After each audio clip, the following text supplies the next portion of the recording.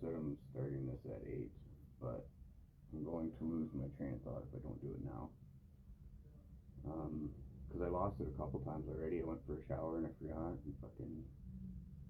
But I need to open this one up because this one's going to be rough. It's going to be hopefully enlightening. You know,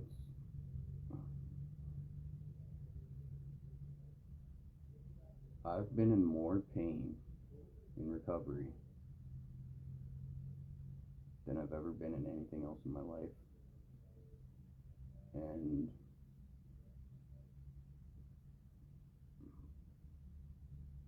I was on the streets, cleaned up on the streets, 103 days.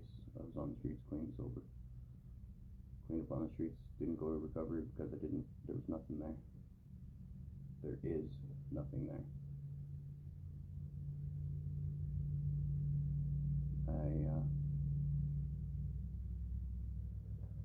I was just telling someone he's a good dude.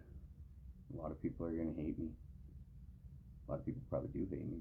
And you know what? That's my goal. It's, I'm here for you to hate. Because it's what we need. It is. We need somebody who can withstand the hatred and still stay around.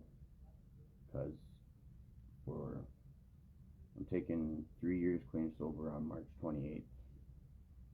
And I've been at this for 13 years. And the main thing that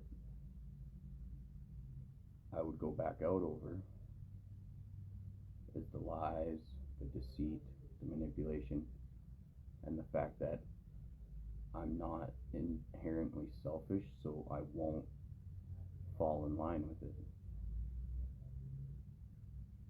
And I get really rough by saying shit. It's because recovery is supposed to be a place where we get outside of that mindset and that selfish ideology. What we're gonna go into will explain so much that I've been confused about for a long fucking time. So my March 28th is gonna be 3 years clean sober.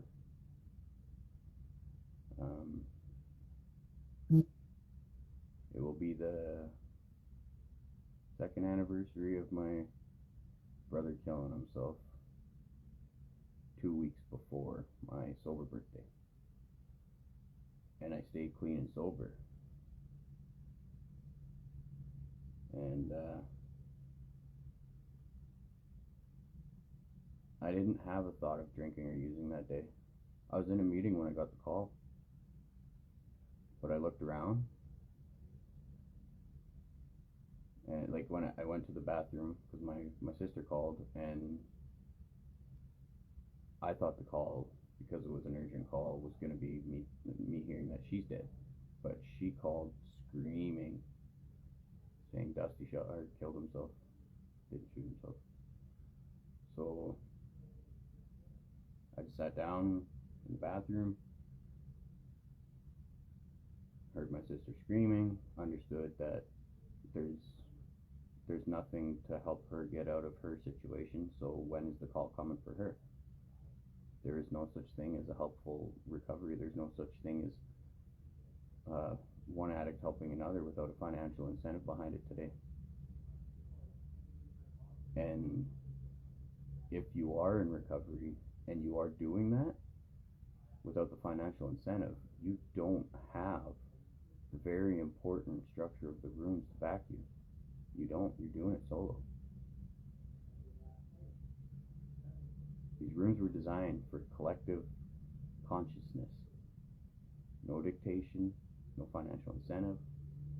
We're going to explore on how they realized in the early years in this video on how all of the stuff we're doing today went wrong way back then, hence the need for these traditions in the first place. It's very important. So many people pretend, and I'm saying pretend because if you don't care about what I talk about, if you don't care, then you don't care. As it's not my truth. This is just the truth.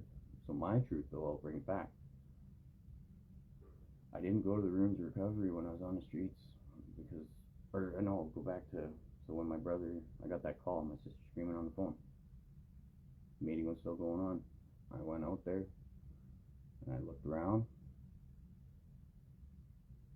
I was like, these fucking people don't, like, why am I here?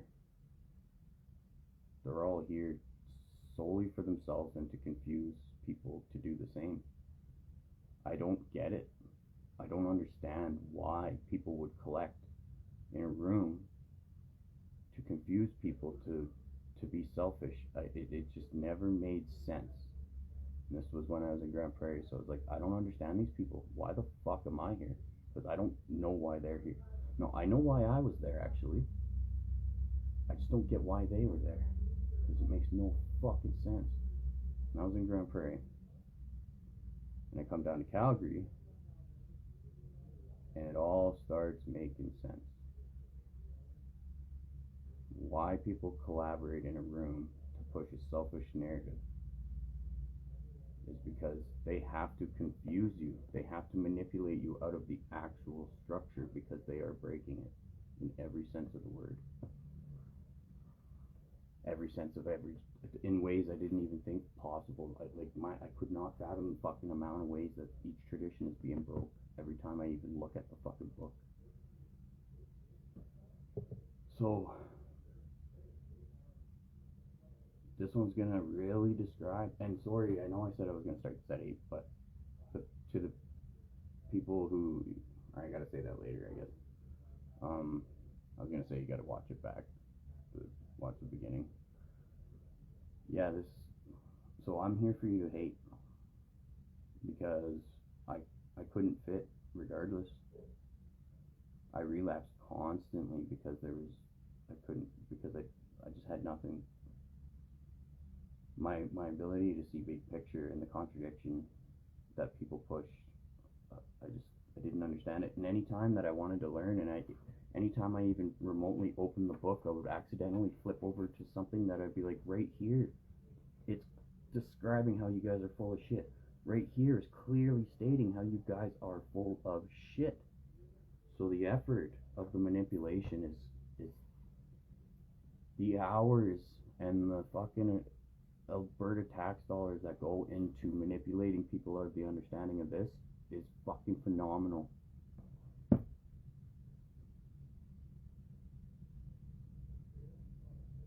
I don't know. My only conclusion is because 12-step programs were the only competition for the treatment center narrative, and the treatment center narrative is not to help the problem. If they solve the problem, which we could, but you can't at an organizational infrastructure. You can't. That's why this is the only thing that's ever worked, or it used to. So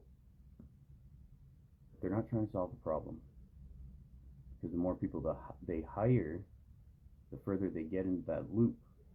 The more people they hire, the more people they need to pay, meaning the more customers they need to buy their product, and their product is a false sense of recovery, because their only competition they ever had that actually worked, they're doing the most disgusting way of fucking destroying it, and that's embedding it into their, like, it's going against everything, and it's gonna be shut down somehow, some way, but as of right now, I'm just sharing fucking truth and awareness for people, because this is not a structure that anyone deserves. It's fucking gross.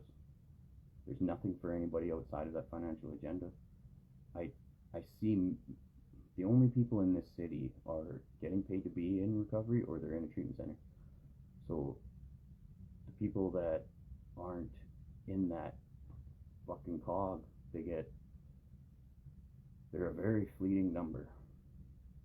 But by the time they get outside of that treatment center, they have this strong fucking thought of what recovery is, that like 2 weeks into the treatment center, they are on the polar opposite end of me, and I've been doing this for 13 fucking years.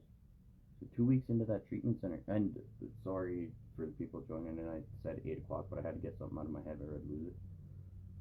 But yeah, two weeks into a treatment center, and the clients can no longer be my friend because they're already convinced within 2 weeks now. It must be a specific treatment center, but they got staggering fucking manipulation going on in it. And they have no, and then once you believe the prepackaged Sobriety, they believe it because why wouldn't they? Why would you not believe something that you've never, like, why would you think otherwise than what you're being told in something like recovery when you've been an addict your whole life? So of course, like, it's the easiest way to manipulate is the fact that they're preying on the vulnerabilities of the addicts, and then they've incorporated themselves into the 12-step programs, which is, this is going to explain everything about how the fuck this is all going wrong, and it's so bad. It's so bad. And this is polling, like, it's actual verifiable factual evidence, and I'll do a copy paste of everything I read and put it at the top of this one for you guys if you want to look into it. But I'll open up, we're almost to 8 o'clock, so when we get to 8 o'clock, I'm going to open up with my understanding of the fifth tradition, where I've been wrong for a long time, and why I've hated the 12 steps. But it's not that I hated the 12 steps though. It's that I believed what people told me, so I fucking hated it. Because why would I believe otherwise? Everything is designed to make recovery confusing. And it's not. This book is the most convoluted fucking concept I've ever had in my life. I'm a very intellectual thinker.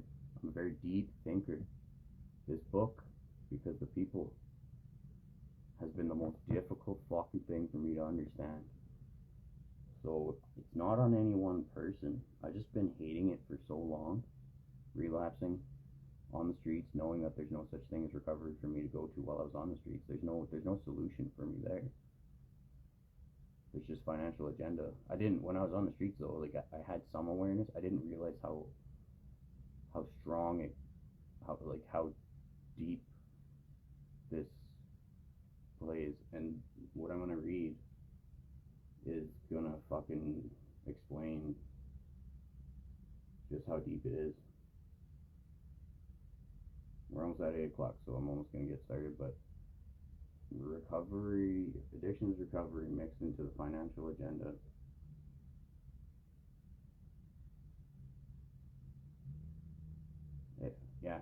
They need customers. Actually, no. So, something I pondered yesterday that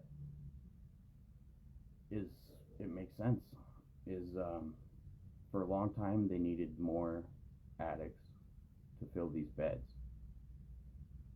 and then they were in competition. These treatment centers were in competition with each other to fill these beds.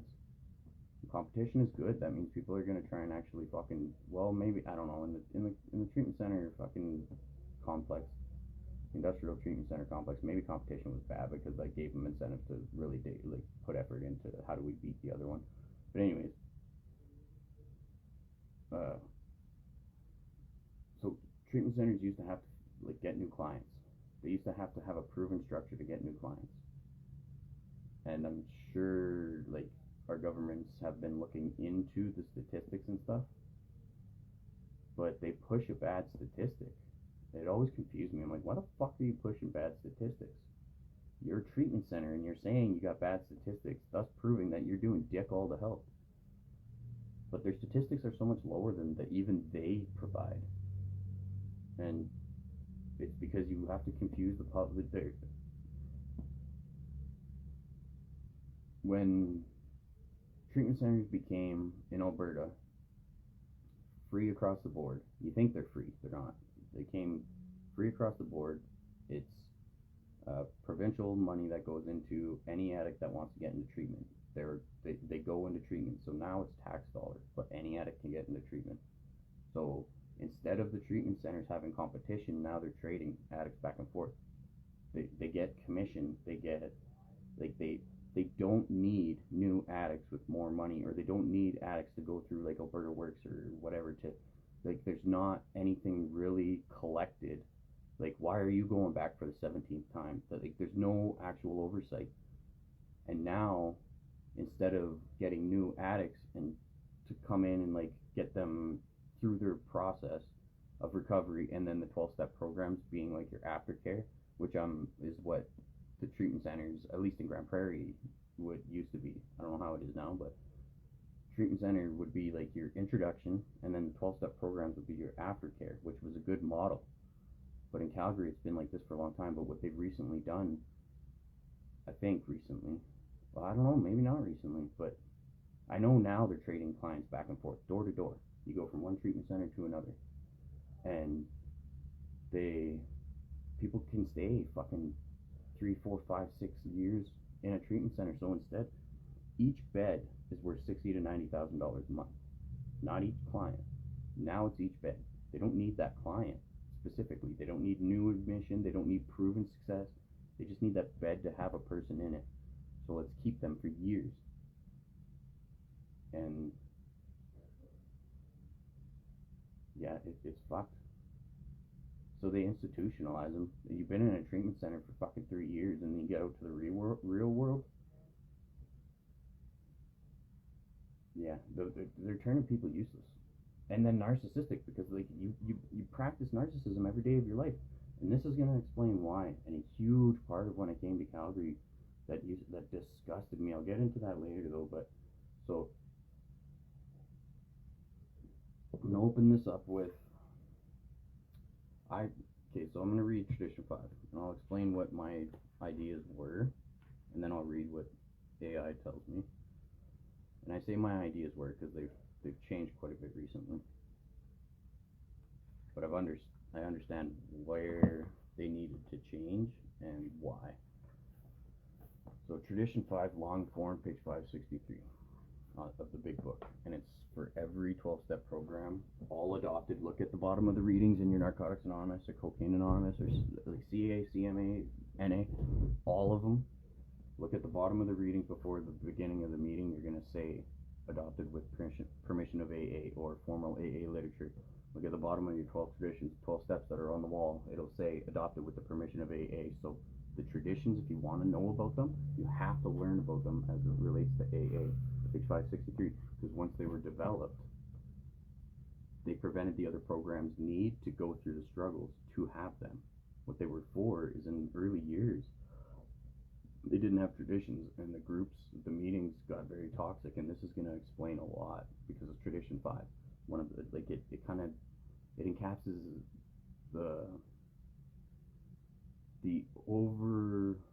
not the overall, but like the general reasoning. It'll explain basically the general reasoning for all the traditions being created in the first place, and the fact that people think they're selfish, toxic ideology, treatment center narrative bullshit. This is going to explain why it's bad. And like, for me, when I heard, like, it took me so long to figure out what the fuck people, because treatment centers hide it, but it's what everyone's pushing. They're saying it's the actual structure in the rooms, and they're manipulating people because that's what they got while they were in the treatment center. So outside the treatment center, they're still trying to push it. The traditions, because the treatment centers break every fucking tradition, so they had to recreate, being as they're raping AA into their bullshit, they had to, and NA and whatever treatment center, they had to destroy every fucking one's idea on what it means. So, Tradition 5. And this is the long form, but because it's basically just a small, because it's like the oversight of all of it. Each Alcoholics Anonymous group ought to be a spiritual entity having but one primary purpose, that of carrying its message to the alcoholic who still suffers. Now, anytime you hear spirituality or this is a spiritual program, they've manipulated that into selfishness, and it's the opposite of what these traditions explain, and the opposite of, so Tradition 5, although it does encapsulate what I used to believe it meant. It's not the only thing that it means. So I hated the 12 steps. I fucking hated them because I'm like, I don't need to sit around watching a bunch of people become more narcissistic over time. Where's the fucking end goal? But I was so manipulated. I believed what everybody said. And I will lose my mind if I have a sponsor, because they one of two things they know, and they're a fucking monstrous piece of shit, and it'll take everything in me not to cut their head off. Or two, they don't know, and they're just repeating what they think they know, or their cognitive dissonance won't allow them to change what the treatment center narrative has fucking forced in their head, because they've told so many people that they think they know, so now they have to back it up, and that's a human flaw that will live on forever, and like that's detrimental to recovery today. Like, people don't want to hear what I'm sharing because they've been pushing what was pushed on them. And yeah, you're pushing it because that very vindictive fucking structure that you guys have that's pushed me away from day one, that manipulative control freak fucking narcissistic bullshit that disgusts me, that was pushed onto you because they have to push it, because the truth and the actual structure is experience, strength, and hope. And the layout is actually, it makes sense when you take the fucking disgusting people of today out of it. Recovery makes sense. So my understanding of the fifth tradition used to be, because I didn't see it anywhere, is carrying the message to the alcoholic who still suffers. So that's like, I would frame it as evangelistic action. That means, how do we collect in a room to understand how do we get more people here? And that was directly related to me watching the rooms die, me watching recovery get worse, me over time watching everybody become a bigger piece of shit as the structure goes and changes and like develops into a more narcissistic echo chamber. But what I come to find out is, like, there's billions of dollars that are relying on that, billions yearly in Alberta alone, relying on the manipulation of what people think it is. So there's people paid every day to fuck this up.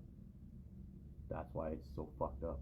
There's people getting paid every fucking day to fuck this up, and what that is dependent on is turning people into narcissistic, selfish dipshits. I'm sorry that, yeah, it's rough, but I have to say like that. I'm here for you to hate, because somebody's got to fucking do it. I've been doing it for 13 years anyways. I might as well make positive change. I couldn't stand being around you guys. I couldn't. I would go back out over and over and over, because, you know, there's many reasons, depending on the day, depending on the time, depending on the center and the structure and the dipshits around me and the fucking disgusting rooms that I'm currently in, or the fact that I know where the still suffering are, and you guys are not it. That one was the worst, and it still is. It's disgusting. It's fucking disgusting to claim your suffering, but I did figure out where that's coming from, because the treatment centers have to push a disinformation for that one extremely, because if people believe the still suffering were people not in the treatment center, then none of it would make sense. So now they've created a hierarchical structure of people already in recovery. You're the still suffering if you're already in recovery. That's what treatment centers have created, destroying everything else. Everything that the 12-step programs are fundamentally structured on do not fit in a treatment center narrative. So how do they destroy it? They adopt it.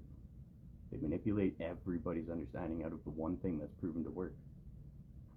There's a lot of money dependent on that bullshit. So my understanding of the fifth tradition was, primary purpose, alcoholic who still suffers. Now, carrying the message to the alcoholic who still suffers can very well be somebody in the room, but it's not somebody who's sober and has been sober. They're currently not suffering. Suffer is a very strong fucking word, and for you to adopt that for yourself could not be more egotistical and narcissistic. But again, especially in context of recovery, they use that word suffering for a reason, and you hear people struggling all the time. There's a very clear fucking divide. I'm very literal. I'm very, like, words mean a lot to me because the power behind them, I don't adopt it for myself. Like, the power behind them helps me decipher what people mean. So words mean a lot. And especially in literature, fucking structured, a program structured on fucking literature that was like stories, you really need that the words to mean something. And suffering does not mean if you've been in recovery and you are currently in recovery. It's a very clear difference. When there was only 2 people who created this book, when there's 2 people who started out and they created the 12 steps. Well, I gotta look into that. But yeah, when there's only 2 people, what do you think the primary purpose is? To grow. But I do have to admit that the traditions came in 1950, officially, to... Yeah, so here's the difference. Actually, this plays into what I was talking about, or what I needed to get into. Here's my missing piece. I hated the steps, and I fell in love with the traditions because it's actual structure, and the steps people manipulate the fuck out of them. And what do you say? It's suggestive only. That's what that means. Like, you do them how you need. They can fit the entire fucking world because they're suggestive only, and they're not meant to dictate other people. That's why they're suggestive only. And that's why the traditions are not negotiable, because they're not meant to dictate other people like they do in treatment centers, telling people that it's selfish, toxic bullshit. You couldn't get a more fucking structural definition of fucking dictation than that. At mass scale, individually. It's so fucked up. But, so I hated the steps because I'm like, why the fuck would they make them so fucking disgusting? Like, that's the problem with recovery. Like, so many things, I'm like, what the fuck is going wrong here? So the primary purpose is to ensure that when we're collecting together, we stay focused.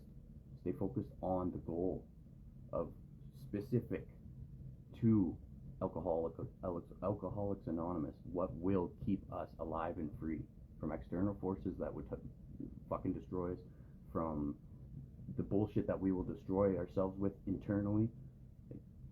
We need to stay focused, and this is going to explain what they did in the early years that brought that awareness that they need to stay fucking extremely focused.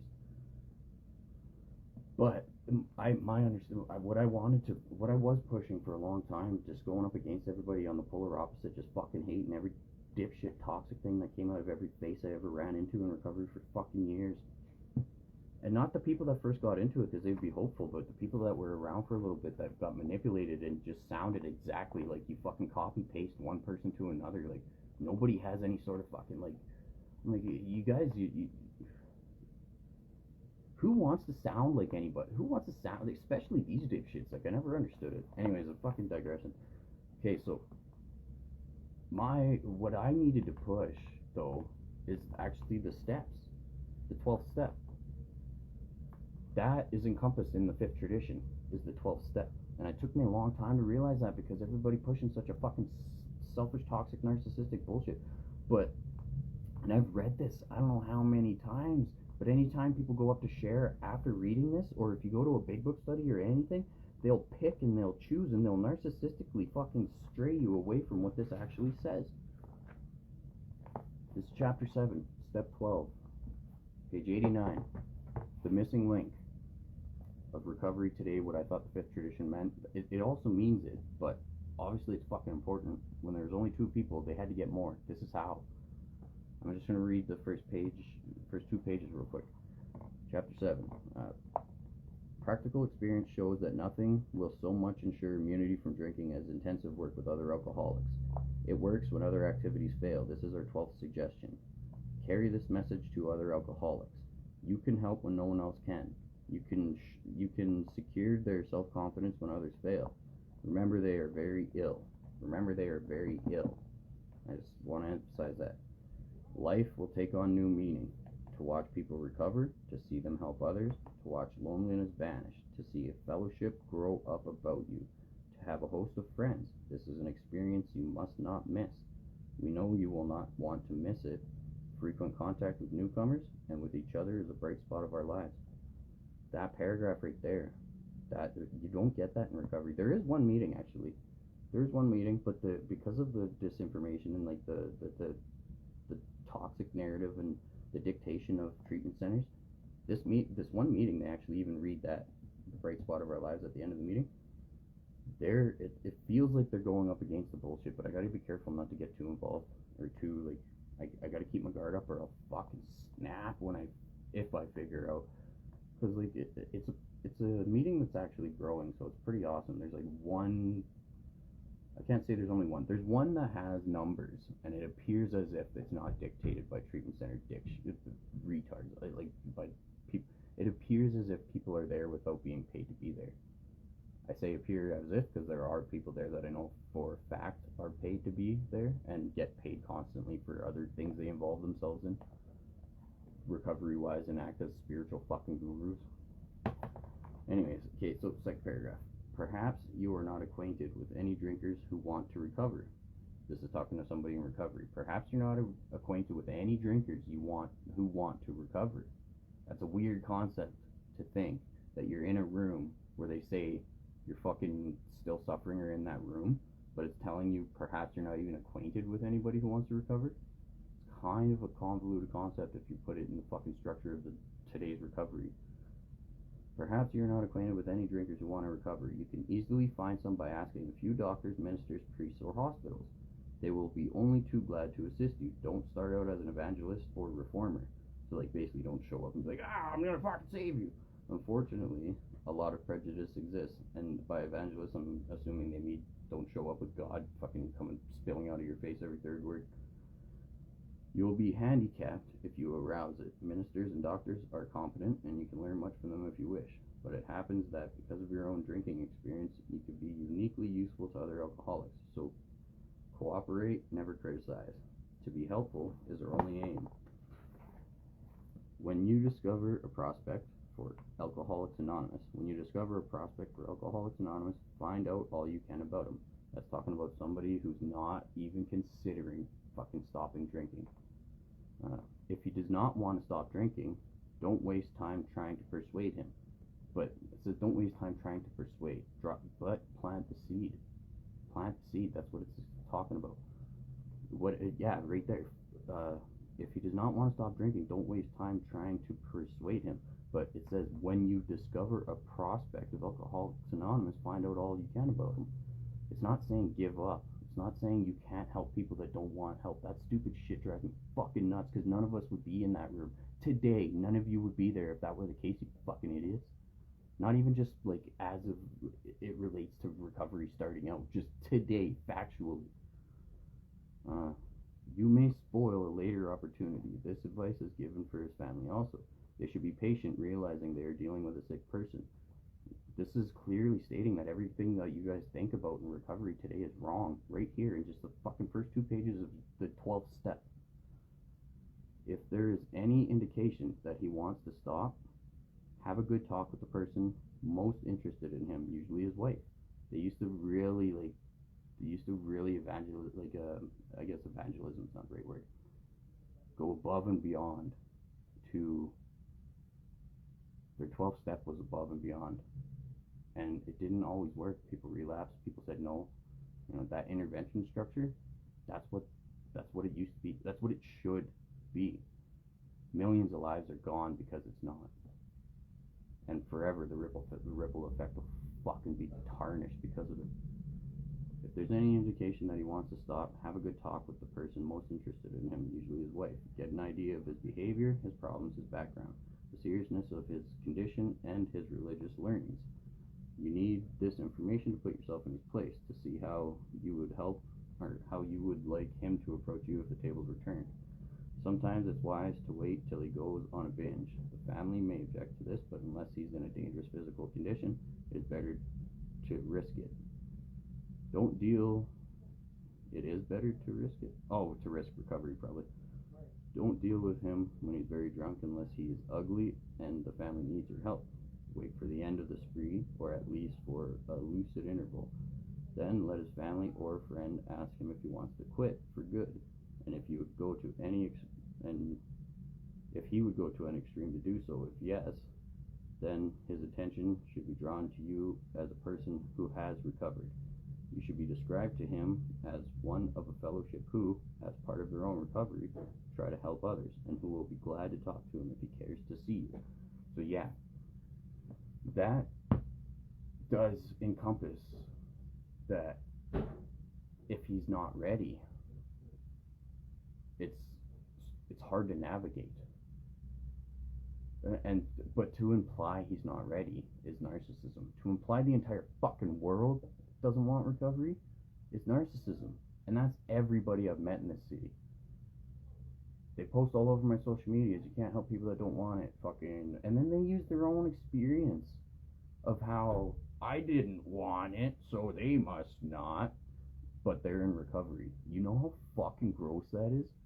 It just goes to prove how fucking dumb most people are. But it's not stupid, because a lot of them aren't stupid, I guess. It just goes to prove how they don't give a shit, because the structure of recovery is so selfish that it is all about them. But that book right there, 12 Step, just told you it's not about them.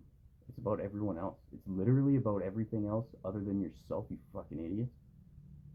Recovery's not about you. Give it up. The only reason why it's alive is because it's not about you. Well, it's alive, kind of. It's more of just a masquerade, though, to pretend like it's alive, because there's no such thing as recovery for me. And millions of lives who aren't in it right now. Why the fuck would you be there if you're not getting paid to do it? Or like, why? Yeah, like, why would you do the steps? Why would you take someone through the steps if other people are getting paid to do it? Why would you do it without being paid, right? That's what they figure out in the early years, is don't do that. Because the moment you pay one person, the rest of the world's not going to do it until they're getting paid. Like, why would I carry the old lady's groceries when that guy's getting $50 to do it? Give me $50, right? I'll go carry her groceries. That's the concept. That's the human narrative. That's why, that sums up the problem today. One addict helping another is without parallel. And the wording is kind of, they use strong wording, I think, because, well, it was a different time. It was 1930. Like, it'd be cool to talk to people back then and see if they actually talk like that. It kind of sounds like they don't on their speaker tapes and shit. If you watch Bill W., A Gift of Hope on YouTube, it'll explain everything I'm talking about. One movie will explain how everybody's wrong today. Like, unbelievably wrong. And it's Bill W.'s speaker tape, A Gift of Hope, Bill W., on YouTube. And it's got, like, maybe I'll show a little clip of it at the end here. But, so, now I asked ChatGPT, this is Grok, to pull information for Tradition 5. And I did ask it to elaborate on a couple things. I'm going to be open and honest about that. I needed it to elaborate on something. I asked it about Al-Anon and the treatment centers, so it put something at the end for us. So Tradition 5, okay, so this is what it gave me. Tradition 5, Singleness of Purpose, the Lifeline AA Can't Survive Without. And I'll copy and paste all of this onto the top after the live, if people want to look into what I'm reading right now. And I started this live before 8, so if you're watching, there's quite an emotional explanation on my drive for recovery in the beginning. If you watch the beginning, like, I think 15 minutes it was. Alright, Tradition 5 lays out the non-negotiable core mission of AA group, every AA group. Actually, okay, before I start, I'm going to do something. I'm going to, I'll hold the pen up when I'm reading, and if I go to say, because I can't stop myself from, I've tried, I can't stop myself from fucking elaborating on something. If you see the pen leave the screen, because I'm going to be talking and not reading anymore, when the pen's not in the screen, it'll be my words, not what I'm reading, if that's the case. I'm going to try not to, but, alright.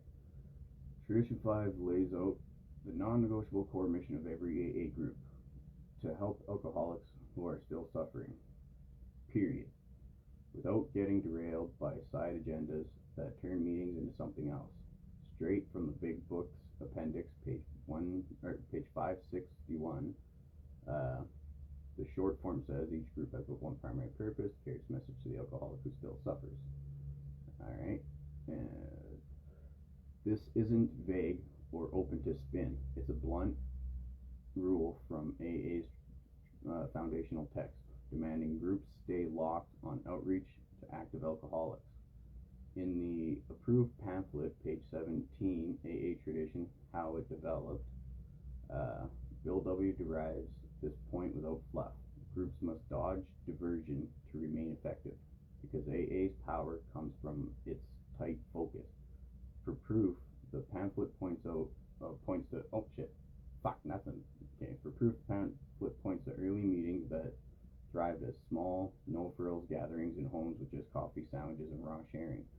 Building a network that worked precisely because it didn't chase unrelated services that confuse or split people. Factually, AA's core documents position Tradition 5 as a survival tactic, not a feel-good suggestion. It's the group's ironclad obligation to put the newcomer first over any internal drama or external pull. So now I'm going to pull a pen out, and that would be me talking again. So something that is actually hopeful, though, and I know the rooms can turn this around, is because the moment that there's a newcomer in the room, we do all collect together. It's rare today because the treatment center narrative, and the people headhunting newcomers, like, you don't have people in early recovery in the rooms, and because people go to these rooms every day to headhunt, and the moment that there's somebody new, all of a sudden they're in a treatment center. That, it doesn't matter what their walk of life.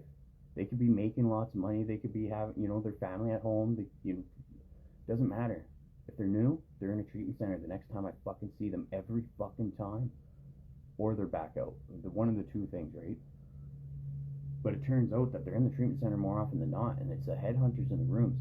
But that being said, when there is an actual newcomer, I do see us gather together to share the hopeful message. So, like, that's what gives me hope. Like, I would have given up a long fucking time ago on all of you and probably tried to create something completely fucking different.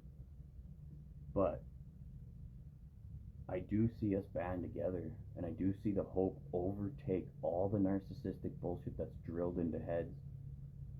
Because, like, your internal instincts of one addict helping another takes precedent over your knowledge of the disinformation. So I do know there's hope, and I do know change is possible. I do know we can save recovery. And I'm saying save recovery because it's almost fucking dead. Okay, so back to it.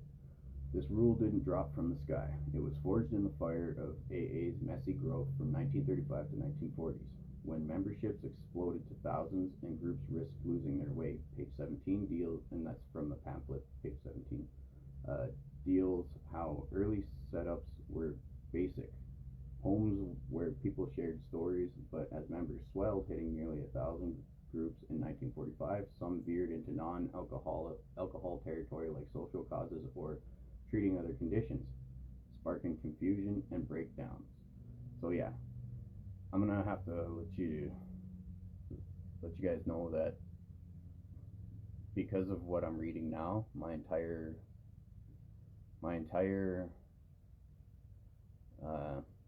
structure of what I need to do to help recovery is going to shift. This is not going to be taken well, but this is more important than ever before. And it made me realize, like, just reading this morning, made me realize that AA, I thought it's okay to blend addicts into AA, but it's not. It is strictly for alcoholics, and that's why it's a big reason of what happened that dilutes the problem, that caused the problem. And I know old timers fucking agree with it 100%. Like, especially the really old timers. They created Narcotics Anonymous to handle that issue.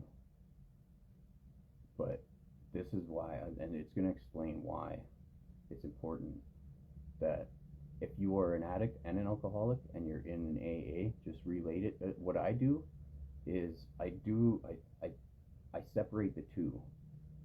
So I think about my alcoholic years, which is before my extreme addiction years. So I went from alcohol to meth, but I also had weed before alcohol for many years when I was selling it at 12. So I was smoking it at, I was daily smoking at 9. The first time I ever smoked it was 7, daily smoking at 9, because my buddy's dad was growing it, so we had like an endless supply. Anyways, what I do though when I'm in AA is I really try and relate to my days when I was in alcoholism, because it really does. It was the development years of my life, and like the trajectory that I went on. Alcohol took mostly the most accountability, I guess, from the addiction side, and meth took over later on. So when I'm in a drug addict one, I can associate the meth part, and when I'm in the other one, I can associate the alcohol part. So it's really powerful for me, because now I can learn from two different sets of myself, and like this is like my development, and this is like my chaotic fucking aftermath of what happened because of the development, and it's really powerful for me to do that. Not everybody could do that though, probably, like, but if you are, so this is going to explain why it should be alcoholics, and there is Narcotics Anonymous if you do need. And NA is awesome. It can be. In this city, it has less dictation because the treatment centers are, I think, formerly AA. And this is going to explain a lot. Anyways, we'll get back into it. So, Bill W. captured this in April 1946 AA Grapevine article, 12 Suggested Points for AA Tradition. Reprinted in page 17, pulling from the nationwide group letters that showed a clear pattern. Groups helping only suffering alcoholics succeeded. Those that didn't fractured. Take the Akron and New York meetings in page 17. They stuck to sobriety talk, fostering trust and expansion. But when others mixed in business, it triggered fights. Refined via 1947 to 1948 grapevine, pieces with group input, and locked in at the 1950 Cleveland Convention, Tradition 5 was AA's response to these threats. So, yeah, Tradition 5 was a response to the threat, to what was destroying AA in the moment. It has nothing to do with your fucking personal recovery. It was a response to none of you ever having recovery in the first place. If not for these traditions, you wouldn't be there. And if not for these traditions, like Dr. Bob, I love this one. Dr. Bob has a famous saying, under every skirt there's a slip. He didn't want women in the meetings. Without these traditions, women wouldn't be there, colored people wouldn't be there. They called it colored back then. Fucking, if you weren't straight white male, you wouldn't be in recovery if not for the tradition. So you should probably take it fucking pretty important, most of you. Anyway, archival evidence from Gogogs.org, 1955 pamphlet reprint includes a group tackling general welfare problems lost members who felt the real message vanished, underscoring why this tradition was essential to keep AA alive in its shaky start. So yeah, Tradition 5, I was always pushing for step 12. I wanted Tradition 5 to be nothing but step 12, but that's not the case. Tradition 5 is, we'll die if we let anything other than alcoholism in those rooms be the purpose. So that's where I've had to change and reframe, and I'm like, that was my cognitive dissonance getting in the way, though. I'm like, but then where the fuck is the structure for us helping others? Because none of this would have made sense. None of this would have even gotten off the ground had it not been.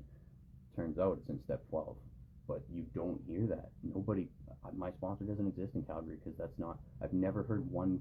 Actually, no, I can't say that. I think I heard one person say it, but I've also heard their toxic other agenda. So yeah, but it's right in the first fucking chapter. Like, I don't know, because of my hatred for what comes out of people's faces, I did not even want to. I've been through this book so many times that my fucking, like, we've read through it so many times in my home group in Grand Prairie, because we go through the book like this other meeting, and I never hear it because of the dictation, the manipulation that comes out of every face the moment that you close those fucking pages. Like, everybody just attacks the fact that you're supposed to be saving other alcoholics. So I thought that encompassed in Tradition 5, but Tradition 5 is you gotta stay strictly on the purpose behind these meetings. The purpose behind the meetings, it does, and that also encompasses the steps. So if you hear everybody say the program is these steps, I'm like, well, not your version of it. Otherwise, none of us would be there. and this is going to explain a lot more of what I mean by that. The raw need for Tradition 5 boiled down to life or death threats. Without rigid focus, groups became useless shells. As early tests proved, diversion fueled fights and member loss. Page 17 spells out the escape. Right. Page 17 spells out the purpose plainly. Unity from Tradition 1 demands one goal: helping the still suffering alcoholic to escape the welter of exciting and fearsome experience from scattered pursuits. It drew a line. Groups are there to relay the sobriety message, ensuring meetings serve newcomers without extras that push people away or muddle things. Evidence abounds in page 17's 1940s group letters, where widening scope, like politics or other addictions, bred debates and dissension, dissolving some groups for ditching the singleness of purpose. Bill W. in the pamphlet declares, AA must continue to live, or most of us will surely die. That one is very important. AA must continue to live, or most of us will surely die. There's some statistics at the end of this that are going to be really important for that part, and it will I hope you guys have the understanding that we're hanging on by a fucking thread because most of us are dying today. Framing Tradition 5 as a no bullshit survival tool, no optional advice. The Big Book's forward to the second edition backs this. Early wins came from one alcoholic talking to another, but without Tradition 5, that got buried in groups trying multi-issue help, failing to hold members. Extra evidence from AA's Dr. Bob and the Good Old Timers, 1980, AA World Service.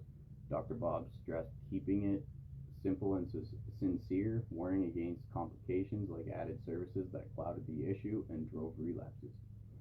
Back then, Tradition 5, that couldn't have been Dr. Bob. It must have been Red or something, because Dr. Bob died in like 15 years or something. I don't know. Anyways, back then, Tradition 5 pulled AA. Oh, yeah, he had 15 years clean, I think, when he died. Those numbers don't add up. Anyways. Back then, Tradition 5 pulled AA from the brink by channeling efforts to proven basics. Straight help for alcoholics, stabilizing and scaling the program. Scaling the program. We're supposed to be fucking scaling it, not treatment centers, not the government, us. And I don't see anybody like I don't see anybody like I fucking hate business meetings because of it. Nobody understands. There's a guy asked me actually last night, and the anonymity piece, sure, I'm not naming them though, but like that they read the anonymity statement in the meetings because it's not actual structure. It's not the structure. The anonymity piece we'll get into in Tradition 11, that treatment centers break constantly, and then the Tradition 12 anonymity pieces, we're all equal in those rooms. It doesn't mean recovery's a secret. It doesn't mean that fucking like talking about each other's a juju, because everybody does. Like the most toxic people, that's all they fucking do. Yet they push that bullshit the strongest because they're just fucking narcissists to the core.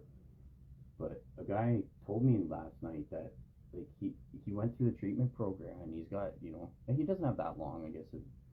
I'm not gonna say how long, but it's a few months. But he asked me, what's a home group? Like, he's been to many meetings, and he asked me, what's a home group and why a home group? And the only thing that the other guys really did, the one guy gave him a pamphlet, which, yeah, sure, but you can give me 300 pamphlets, and if he's anything like me, he's not going to get much out of it. So I explained to him what a home group is, but he went to many meetings, and he had no idea what the fuck a home group was. I was like, you're in one right now. You can participate, and then at the end, he signed up to it. Anyways, because I gave him an explanation on what a home group is. It's like, it's what used to keep people sober. The steps would get you sober, but the home group would keep you sober. Now it's treatment centers fucking do everything and then discard you, and you relapse or die. Relapse and die. Or you get paid to be in their constant cycle killing people. I'm sorry, but that's just fucking truth. Anyway, so stabilizing and scaling the program. Page 17 outlines how sans this focus groups endured trial and error, flops, 1940s outfits, running hospitals or education, hit financial walls and arguments, bleeding members, enforcing Tradition 5 cut these off, redirecting the plain meetings where one alcoholic carrying the message to another forged real bonds. The book appendix, page 575, cites growth from 100 members in 1939 to 2,000 by 1941. Thanks to this purpose, sidestepping the Washingtonians' downfall from widening into advocacy. Widening into advocacy. So the Washingtonians was a different program. Page 17, New York group example, discussing non-alcoholic woes, confused newcomers, taking attendance, but refocusing on the message spiked it back. Oh, tanking attendance. Yeah, so discussing non-alcoholic woes, confused newcomers, tanking attendance, but refocusing on the message spiked it back. So they're like, these traditions were created through statistical facts is the reasoning for a lot of them, and then like proved their success, why they concreted them. Showing how Tradition 5 safeguarded unity. Oh yeah, that was me, sorry. Fuck. Yeah, showing how Tradition 5 safeguarded unity and drew the needy amid war era turmoil. Fuck, sorry. More evidence from Pass It On, AA World Services, page 245. Early diversions nearly tore us apart, but Tradition 5's emphasis on service over extras kept AA intact, turning chaos into a solid foundation by 1950.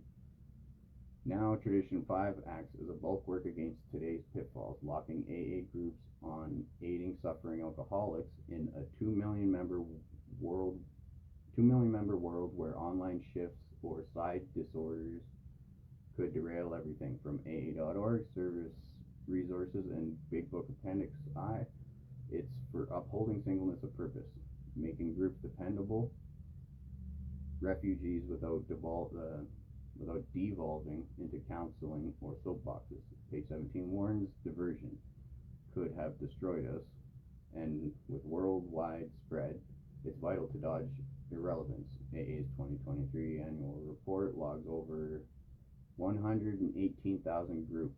In 2023, the annual report logged over 118,000 groups, attributing endurance to Tradition 5's service priority, like COVID virtual adaptations that held the message tight, averting drift. Without it, groups mimic the Oxford group's fate. So the Oxford group, not AA. It was a good example of what AA had to not be when it was created. It was actually inspired, but also what inspired the co-founders on what the fuck not to do. Hence the need for those traditions too. There's so much, people think they know what the Oxford group is too, and honestly I don't really, but it's irrelevant to me because it's not AA. You don't need to know it. So many people try and push that at me. They're like, oh, the Oxford group. They just want to sound like they know what they're talking about because I'm sharing. You know what? You have all the fucking ability to learn too. That's why I'm doing these. It's all right fucking, like, in 2 clicks you can prove yourself wrong completely. Sorry, I got fucking carried away again.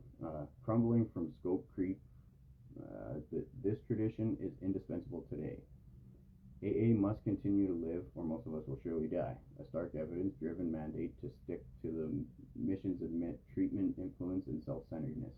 Extra evidence from AA's Living Sober. It stresses groups as places where alcoholics help each other to stay sober, warning extras complicate and weaken this, matching global stats from WHO 2024 report on alcohol harm, showing focused mutual aid like AA cuts relapse 20 to 30% versus diluted programs. Focused mutual aid like AA, 20 to 30%.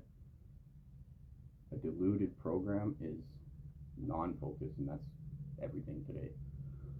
Early groups in AA experimented with activities beyond helping suffering alcoholics, directly causing failures that nearly ended the fellowship. In 1930s to 40s, as membership surged, some ran hospitals or rest homes, thinking it aided recovery. Per Big Book Forward to the second edition on trial and error, details others tackling drug or mental health. As co-occurring issues surfaced, or bleeding education social clubs with sobriety. Blending education social clubs with sobriety. Evidence of page 17 recounts a 1940s group building a hospital, assuming it fit the mission. While page 14 notes New York and Akron groups discussing drug problems or mental illness. The Grapevine 12 suggested points, which is the first introduction to the 12 traditions, were in the worldwide newspaper, The Grapevine, that is still alive today. Worldwide newspaper advertisement, recovery is not a secret, it's advertised to the entire fucking world, calls these diversions from good but misguided intent. Growth pressure. Sorry, I forgot to do that again. Anyway, that's just more. Growth pressure, 100 members, 1939 to 6,000 in 1941. Fueled this, but literature pins it on unchecked zeal. These diluted focuses by diverting from singleness of purpose, states, page 17, states hospitals, bogs, meetings in business matters like money, turning spiritual shares into admin fights. Drugs and mental health brought outside issues, repelling pure alcoholics, Big Book Appendix 575, contrasts with Washingtonians who failed broadening to politics. Example, a treatment center group argued cost rules, burying one alcoholic talking to another. Bill W., page 17, AA could not afford to be all things to all men, as extras spark conflicts, making groups unwelcome, trying to attendance drops and sobriety slips. Failures were brutal, page 17. Page 17 logs hospital efforts crashing in debt and ego, bankrupting and splitting groups. One group, hospital, ended in disaster, involving non-AA pros violating focus, drug mental health. Their letter, we tried drug addicts, meetings who were confused, alcoholics stopped coming, and it caused dissolution. Education clubs, Big Book forward to the first edition, implies risk, shows demoralization, relapses, as message buried, extra evidence, pass it on, says diversion nearly tore us apart. Dr. Bob and the good old timers, page 267, notes Dr. Bob pushed for simple meetings as extras clouded the issue, driving relapses. Today's alcoholism treatment centers repeat this on steroids, abusing AA structure to dilute outside meetings and kill a fellowship in Alberta. Page 17 labels hospitals and treatments tries disasters for mixing sobriety with business, creating money motives over message. In Alberta, this is when I asked it to look into Alberta. In Alberta, AA.org 2023-2025 list shows 50 plus centers like Fresh Start Recovery claiming AA integration. 50 plus claiming AA integration. But AA's SMF 53 at AA.org states no alliance. No alliance is tradition 6. We'll get into that in depth tomorrow. As centers use AA for bed filling. Evidence Alberta Health Services notes centers host meetings blending paid therapy, diluting pure AA. Reports recruitment focus over sobriety. Recruitment focus over sobriety. That's all I see today. Causing 20% group closure since 2020. 20% group closure since 2020. That means 20% fucking AA, 20% AA meetings have closed since 2020. This is in Alberta. Extra CSA study. CCSA.ca 2024 finds 15% lower recovery in affiliated groups from commercial interference. And on Reddit, threads describe toxic rooms where centers push agendas leading to dropouts, relapses, matching page 17 failures, overdose spikes. Alberta 2025 stats. 25% in Calgary higher tied to this. Centers turn service into sales, starving AA's purpose and killing rooms. Overdose spikes 25% in Calgary. Tied directly to this. So this isn't just me fucking making shit up. It's not just me making it up. And then I asked it to look into Al-Anon. So this is almost done. I know that went on for a while and it was worded really hard for me to read, but I did my best. This one, so I gotta preface what's going on with this one. When I came to Calgary, I had no idea what was going on. I didn't know the treatment centers turned tradition. I didn't know the treatment centers even fucking did 12-step programs. That was new to me. It doesn't happen it doesn't happen in Grand Prairie. I've been to a bunch of treatment centers that weren't 12-step based, and the one was in Drumheller, and it was NA 12-step, and I got kicked out real fast. It did not last at all. I was disgusted with what they were doing because the people claimed to be in recovery too. And I'm like, if you're in recovery, if you're in a 12-step program and you're just throwing this fucking book at me and telling me to get it done, if you were actually in recovery, you'd be appalled at what you're doing to me. You would be disgusted at the bullshit that you're doing. If you gave a fuck even the slightest, you would be losing your shit like me. And they kicked me out real quick. Okay, so when I got to Calgary though, I had no idea that the treatment centers were manipulating people into the traditions being a toxic, selfish ideology, because that is narcissism. If you turn group collaboration into a selfish ideology, you really should look up the definition of narcissism, because that is all it is. And if you're uncomfortable with me saying that, and if you just got uncomfortable hearing that, go look up the definition of narcissism, because that uncomfortability you just felt fucking concluded the end piece of it. So when I had no idea. I was like, where's all this toxic bullshit coming from? So, but then I heard somebody do this. Actually, this girl, she sent me a few things, because everybody had this idea, like they knew what the traditions were talking about. So I thought I could like have these conversations with people, and anytime I talk to them, I'm like, what? Like, where the fuck are you getting that from? I was like, I thought I could sit down and like have a quick chat. Like, I was like, thank fuck one person knows what the traditions are for. Thank fuck. I just thought everybody was so blind because all the disinformation, and I didn't know it was disinformation for so long. I just thought it was confusing. Even when I got to Calgary, I thought it was just confusing. I didn't know there was a manipulative agenda behind it. Because in Grand Prairie, we don't have that infrastructure, and still nobody has a fucking clue on what they mean, because they are kind of confusing. If you don't have anybody to teach you, you don't have anybody to actually structure what they are for, and that is just the meeting. The moment you have an understanding that it's for your home group, the 12 rules for your home group, the moment you have that understanding, they start making sense pretty quick. And like, when I come to that conclusion, what tipped me off is I went to a business meeting at my home group, and the only thing we read was the traditions before the business meeting. So I was like, why are we doing that? Only the traditions. And then the meeting started. It was my first business meeting.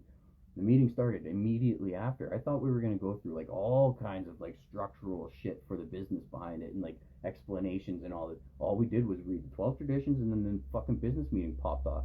I was like, what the fuck? So I went to another fellowship to check out a business meeting. Same thing. 12 traditions, meeting starts. That's it. That proves right there. Every fucking one of you listening to this that think the traditions are about toxic, selfish bullshit, go to a fucking business meeting and listen to what they read at the beginning. It will prove everything that I'm saying, although this is not me. This is coming straight from fucking AA literature, that everything that I'm reading. So when I was talking to that girl about the Al-Anon thing, and she come fucking, I thought she was just fucking confused, eh? But, or not about Al-Anon. I thought she was just confused about the traditions. So I was like, whoa, that was fucking weird. Like, where did she get all that? But she was very sure as shit is what she was telling me, and then sending me in text, trying to confuse or trying to manipulate me. Although it is manipulate, but I don't think that might have necessarily been her intention. That's the end result. But her intention was just to share what was pushed onto her.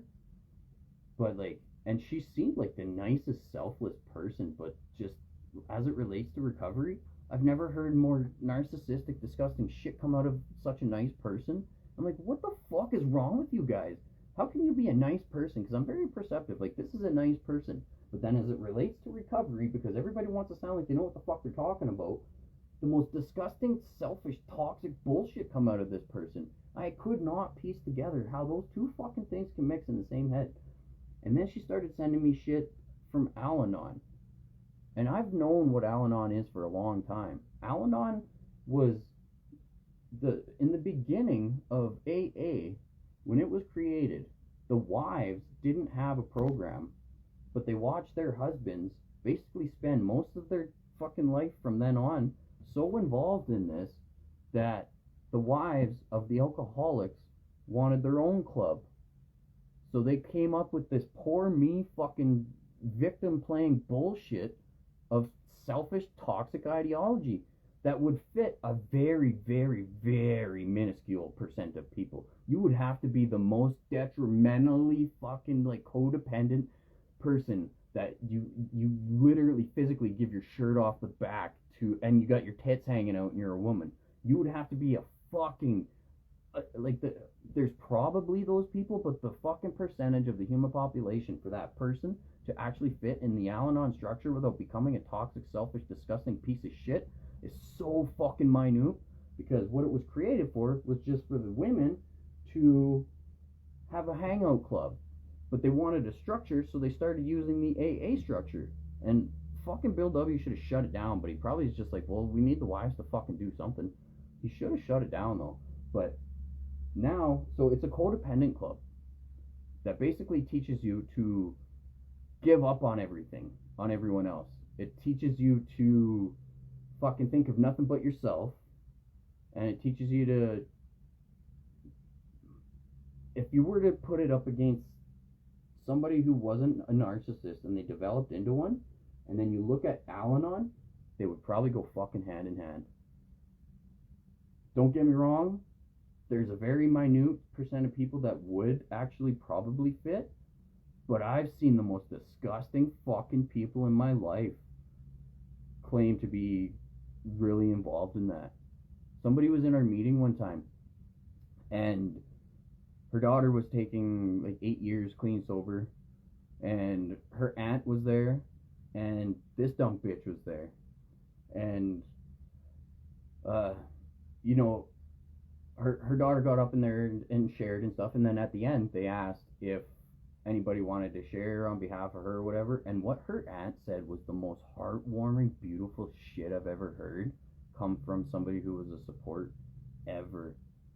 She said so much beautiful stuff about the program, and how like she is so happy that she knows she can help people and there is a place for them, and like she said that she's doing what we should be doing. Everybody but us do our own work for us, and we're just reaping the benefits because we're toxic, selfish narcissists. She said so much beautiful shit on how, and this is her auntie, on how like she tells people, she carries the message how her niece was torn apart, and now she's got this beautiful life, and it's all related to these beautiful people that helped her, and and she says, she tells people all the time to like, there is hope, go to these rooms, and she guides people there. And then I thanked her, so there was no more sharing going on, and they said, does anybody have a burning desire? I was like, I gotta say something right now. I'd like, thank you for giving me hope for humanity, because it was another time where I had almost lost all hope. I was like, thank you so much for sharing what you shared. I was like, because none of us do the work that you're doing for us. And then fucking one dipshit left, and I haven't seen him forever, like, since then. But I pointed out the fact that, like, you're doing our 12 step and our 5th tradition for us, so thank you. We need more people like you, because all we do is collect in these rooms to fucking congratulate ourselves and consume recovery. Thank you for doing the footwork for us. You're a beautiful lady. And then immediately after, her fucking sister, which would be the mom of this girl who's in Al-Anon, spoke up and just started tearing down how you're not supposed to help people. Look, it's not about that. The 5th tradition is about fucking people in the room. She just started saying everything that you would hear from a dipshit, toxic piece of shit in the rooms today came from a bitch in Al-Anon, after her aunt just shared the most hopeful fucking shit for recovery I've ever heard in my life. Her sister just tore it down because she's a fucking Al-Anon dipshit. She knows that Al-Anon has infiltrated AA and destroyed a lot of what the fuck we talk about. So that was a side note. So that girl she started sending me all these Al-Anon fucking things. Like, I read an Al-Anon reading every day and blah, blah, blah. I'm like, that's where the narcissism comes from. So when I first came to Calgary, I fucking thought everybody was just destroyed because of Al-Anon. It's like, where the fuck is all this coming from? I was like, but then I go to the meetings every day, and like literally every day, and I'm like, I don't hear one person fucking sharing Al-Anon bullshit, or I'd lose my mind on them. So I'm like confused. I'm like, where the fuck is this coming from? Well, this just told me. Alright, so I asked it to check out Al-Anon. Now I'm going to start reading again. On Al-Anon, on Al-Anon blending, treatment centers often mix Al-Anon literature meant for codependent family, example wives learning independence from alcoholics, into AA, flipping one addict helping another into self-focused detachment that's detrimental. Self-focused detachment that's detrimental. That's the traditions today. That's self-focused detachment, detrimental. But this is referencing Al-Anon. Sorry, I'm supposed to take pen away. I'm looking at the camera though. This is referencing Al-Anon. Self-focused detachment that's detrimental to AA. Fucking idiots. So into AA, flipping one addict helping another into self-focused detachment that's detrimental. Al-Anon, how Al-Anon works, 1995 Al-Anon World Service teaches detaching with love for non-alcoholics to break codependency cycles, not for alcoholics building mutual support. Evidence, CCSA review 2024 notes centers like Alberta's abstinence 10 to 15% studies. A blog, Breaking the Cycles, describes AA members adding Al-Anon but noting conflicts. Al-Anon's I didn't cause it clashes with AA's shared accountability. Yeah, that you can't help somebody who doesn't want help. That came out of that dumb bitch's face at that fucking meeting. You can't help them, they don't want help. Like, of course it comes from a fucking toxic, narcissistic Al-Anon cunt, eh? Fuck, I hated her so much, but I just loved, I've never loved a lady more in my life in the moment than her fucking sister, and then immediately I've never been more disgusted from somebody in my fucking life than that bitch. And one is in a 12-step program, and the other isn't. But the other believes in it, but she's just not participating in the toxic bullshit. So she's a beautiful lady. Anybody in it is a fucking disgusting monster, and I wanted to rip her fucking head off. Ugh. Anyways. Al-Anon, but noting conflicts, didn't cause it. Al-Anon's I didn't cause it clashes with AA shared accountability. An NH study showed blending confuses newcomers with Al-Anon attendees, often family, reporting 14% better coping in combined treatment, but AA members facing dissonance from independence teachings that undermine helping others.